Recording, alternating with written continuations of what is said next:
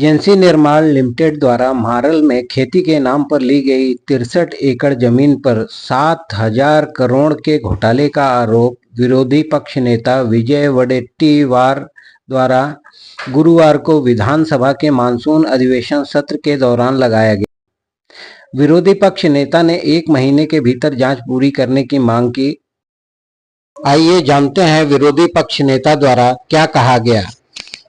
अध्यक्ष महोदय, मी आपल्या निदर्शनास एक पॉइंट ऑफ इन्फॉर्मेशन द्वारे शासनाच्या जमिनीची विल्हेवाट कशी लावली गेली एवढाच एक विषय आहे। अगदी अध्यक्ष महोदय, मौजे मासळ तालुका कल्याण जिल्हा ठाणे येथे ज्या मारळ सामुदायिक शेती सहकारी संस्था यांना शासकीय जमीन 63 एकर ही जमीन त्या संस्थेला शेती करायसाठी 2008 मध्ये जिल्हाधिकारी तत्कालीन झेंडे यांनी त्यांना ती जमीन अध्यक्ष महोदय दिली होती।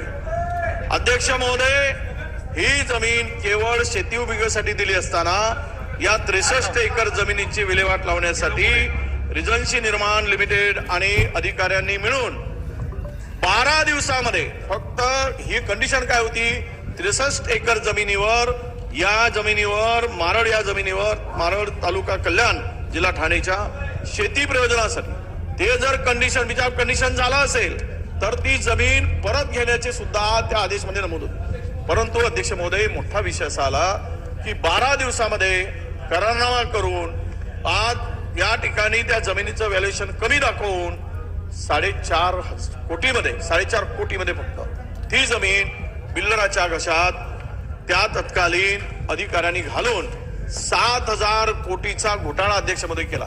यानंतर तक्रारी झाल्या, महसूल मंत्र्याकडे सुनावणी झाली। अध्यक्ष महोदय, महसूल मंत्र्यांनी सांगितलं 1 सदस्यीय समिती करू आणि चौकशी करू।